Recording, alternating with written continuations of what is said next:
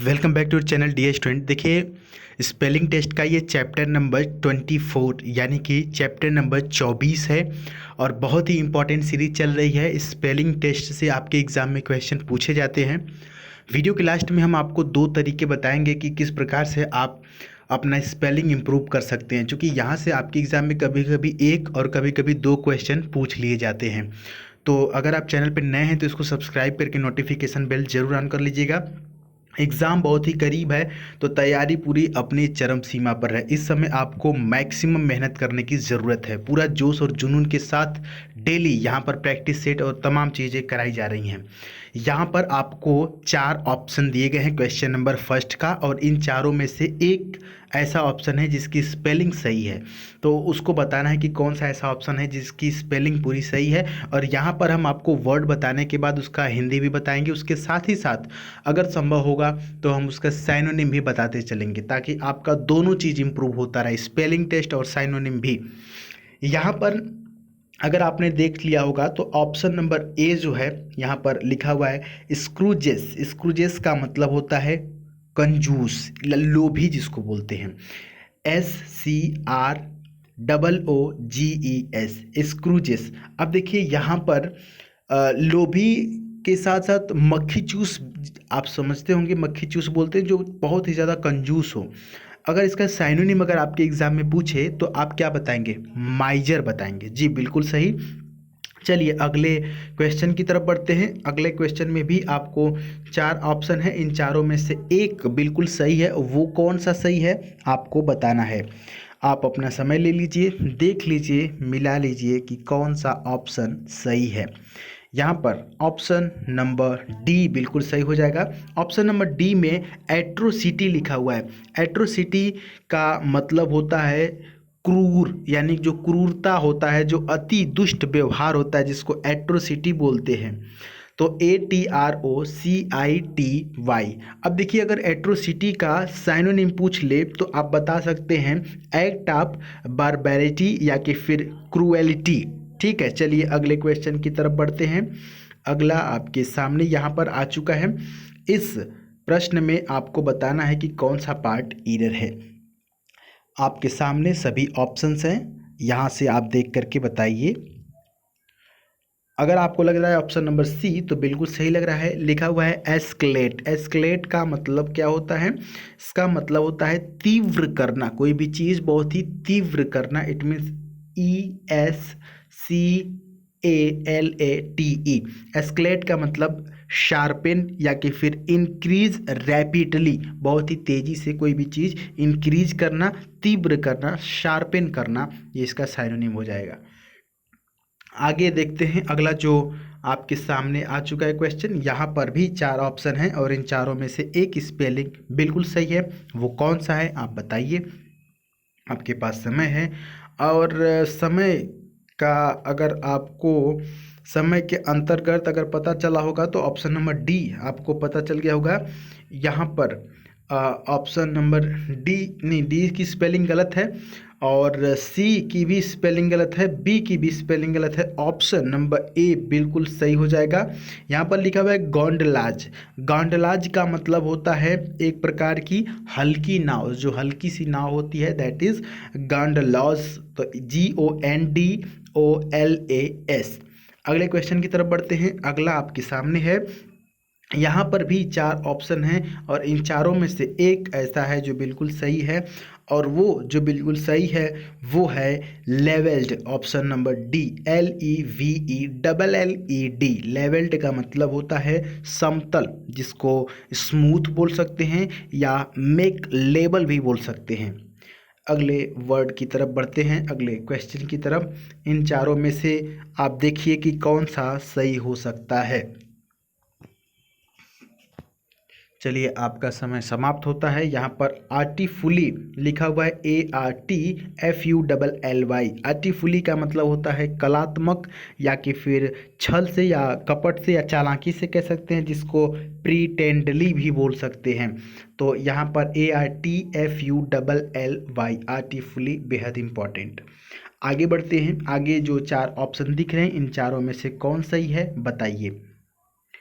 चलिए यहाँ पर फटाफट देखिए आप। अगर इसको देखने के बाद आपको पता चला कि सर ऑप्शन नंबर सी बिल्कुल राइट लग रहा है, तो बिल्कुल सही आप सोच रहे हैं। CABINETS, कैबिनेट्स का मतलब होता है छोटा सा कमरा, जिसको कपबोर्ड बोल सकते हैं। CUPBOARD, कपबोर्ड का मतलब छोटा सा कमरा। CABINETS, कैबिनेट्स का मतलब मंत्रिमंडल भी होता है, ये आपको पता होगा। तो कैबिनेट का मतलब मंत्रिमंडल भी होता है, लेकिन साथ ही साथ छोटा कमरा, जिसको कपबोर्ड भी बोलते हैं।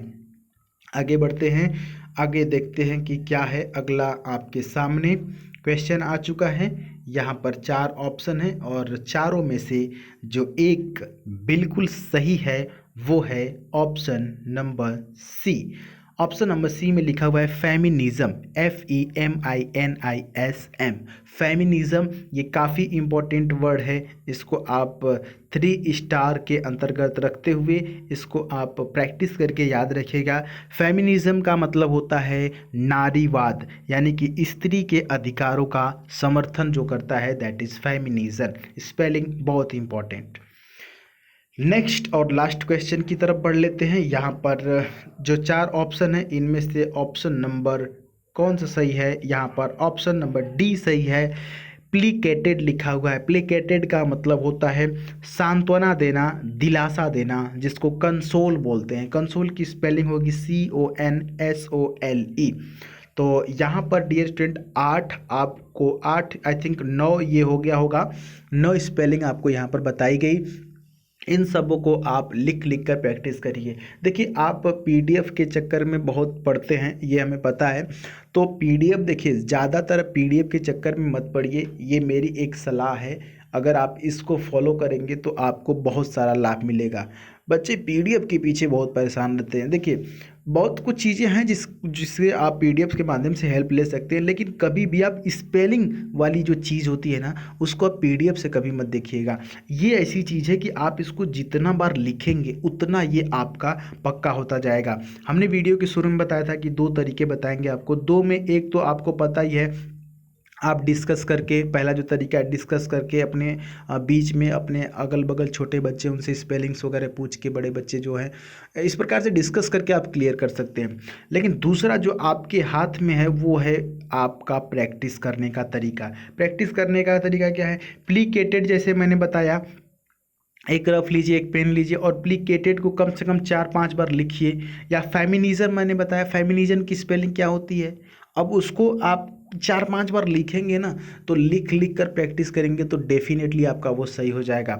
और एग्ज़ाम में जब स्पेलिंग टेस्ट से क्वेश्चन पूछेगा करेक्ट स्पेलिंग, तो आपको क्या करना है कि वहाँ पर एक सादा सा पेज मिलता है, उस सादे पेज पर उसकी स्पेलिंग आपको लिखनी है। और उसकी स्पेलिंग लिखने के बाद उस दिए गए ऑप्शंस में से आपको मैच कराना है कि कौन सा यहाँ पर मिल रहा है हूबहू, तो वही सही होगा। जैसे मान लीजिए कि इसमें से आपको फेमिनिज्म का पहले से पता था, तो यहाँ पर आप लिखेंगे फेमिनिज्म की स्पेलिंग और उसके बाद इसमें मैच कराएंगे तो डेफिनेटली होगा। देखिए कई बार ऐसा होता है ना कि आप कंफ्यूज हो जाते हैं, और ऑप्शन आपको इसीलिए दिया जाता है कि आप कंफ्यूज हों।